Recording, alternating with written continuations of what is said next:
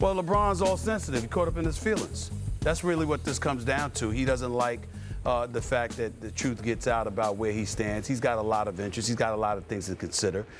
Certainly when I quoted one of his confidants who said that he's so ticked off that he wants to, whip Kyrie Irving's ass. The bottom line is that I didn't mean it literally. It's not like LeBron James is going to compromise his brand by getting into a fist fight with a teammate because the teammate wants to leave town when he left town not once but twice, leaving Cleveland and Miami. It wasn't meant to be taken literally. It was meant to highlight and illuminate how ticked off he truly was. But the reality is that he is ticked off because he believes that his name should not have been a part of the equation. Now, Kyrie Irving has a different agenda. Kyrie Irving and his camp, and I'm not talking about his agent, Jeff Wexler now. I'm talking about people. You got to remember, Kyrie Irving's father is from Mitchell Projects in the Bronx. I'm from Hollis, Queens. I know quite a few people from Mitchell Projects. I was on the phone with them last night who are personal friends of the Kyrie Irving family, who Kyrie Irving and his family members speak to religiously. They would happen to know what's going on. And their mentality is very, very simple. Kyrie Irving is tired of being seen as second fiddle to LeBron. He's tired of deferring. He's tired of finding himself in a situation where everybody has to capitulate and react and acquiesce to the wishes and desires of LeBron James. He views himself as a franchise caliber player, and he's not trying to be that dude that consistently has to defer to an individual he obviously recognizes as the best player in the world, but somebody he believes is constantly leaving everybody hanging because year after year he's wondering whether or not he's going to stay or go, allowing that storyline to circulate and percolate, and thereby leaving other individuals hanging in the eyes of a Kyrie Irving and those close to him. That's what's going on here. That's what's happening. LeBron James is caught up in his feelings because LeBron James is addicted to trying to control a narrative, and he doesn't get to control that. I'm sure you wouldn't let him get to control it if you could help it. I'm sure you certainly wouldn't let him control it, and you damn well know I'm not going to let him control that. He doesn't get to control the narrative on this one. That's the narrative. So you put the report out the other day. LeBron James takes to Twitter yesterday to allegedly respond. He says, hashtag not facts, people. Boo, get another source. Hashtag enjoying my summer. Hashtag you do the same. And your reaction to this is? Well, first of all, listen, I'm not going to, when I'm on my radio show, it's my show, and I don't have to share the platform. It's all me. It's a good feeling, too, by the way. But the bottom line is this. I'm not going to get into spewing my credentials. I've been a journalist for over 24 years. I've been covering the NBA for over 20 years. I know what I know. I stand by what I said wholeheartedly, 1,000%, because I know who called me and who said it. I know how close they are to LeBron. I know who LeBron talks to.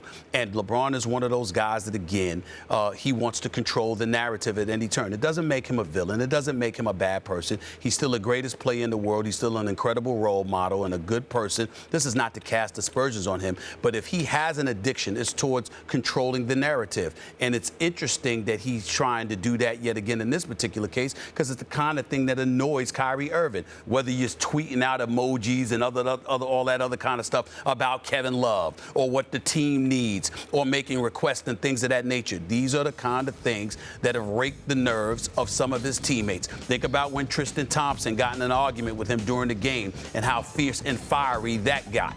You get to a point where, regardless of his greatness, his unquestionable greatness, it does tend to rub you the wrong way because he seems to have perks and privileges and exercises them at his discretion in ways no superstar has ever had the luxury of being able to do. That's the LeBron James that he's talking about. So if he wants to sit up there and tell people not to listen, let him do that. But I get back from vacation on Monday on First Take.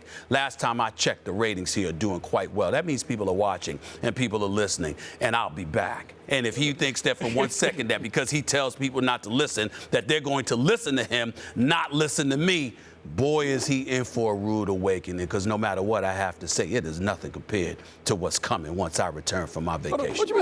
From what I'm told, the problem that he had with it, first of all, his camp believes that LeBron James put it out. LeBron James and his camp emphatically and categorically deny such things. So in fairness to them, let's put that out there. But the belief is that you put it out there you got attitude with me for wanting to leave. What's your problem? It's not like Kyrie Irving is complaining that the story is out there. He's complaining as to how it got out there. Him and his camp are complaining about how it got out there because it comes across as if there's a problem, as if Kyrie's doing something wrong. And I'm here to tell you, Kyrie Irving and his camp, which includes his father, Drederick, who's from Mitchell Projects. That's who's from Mitchell Projects, his daddy, along with a slew of friends that he has from that neighborhoods to this very day. They're looking at it as, what is your problem? LeBron James is the one that instigated this process. He took his talents to South Beach. Then he said, I'm coming home, and took his talents back to Cleveland, Ohio, 30 minutes from Akron, where he grew up. You are the one that has been bloviating for years about how dudes need to take charge and take control of their own brand. And instead of being controlled by the system and quote unquote demand, exercise some control on your own. There's nothing negative about that. It's admirable. I look at it as admirable. I'm sure you do. A bevy of other individuals look at it as admirable. The players certainly look at it that way. So if Kyrie Irving is doing just that, what is your problem? That's basically the story that the question rather that they're asking. And of course, LeBron James and his camps, their response would be, we don't have a problem with it. Just keep our name out of it. If you want to leave, leave. We don't have a problem with it. But what does that have to do with LeBron? Why is LeBron coming across as a pariah? I root for Kobe Bryant to come out of the shadows, to come out of the rafters and say, you know who told Kyrie to do this? Me. Kobe, the alpha, because this is kind of a Kobe move. Well, he's not a Kobe type of player, but this is out of that school of thought. Well, that's one of the things that I've said is that Kyrie looks up to Kobe Bryant. He listens to Kobe Bryant. Kobe Bryant doesn't speak against LeBron James or any other player, but Kobe Bryant speaks up for himself, and he speaks up on you being all you can be and your true, real self and being unapologetic about it. He's very, very big on that as athletes and as basketball players. So, Kyrie, if you're a scorer, don't try to go out there and all of a sudden become Jason Kidd, or you ain't trying to do that. You are a scorer. Be who you are, and don't take a backseat to anybody, and don't capitulate in that regard. That's the kind of thing that Kobe Bryant will get in your ear and say.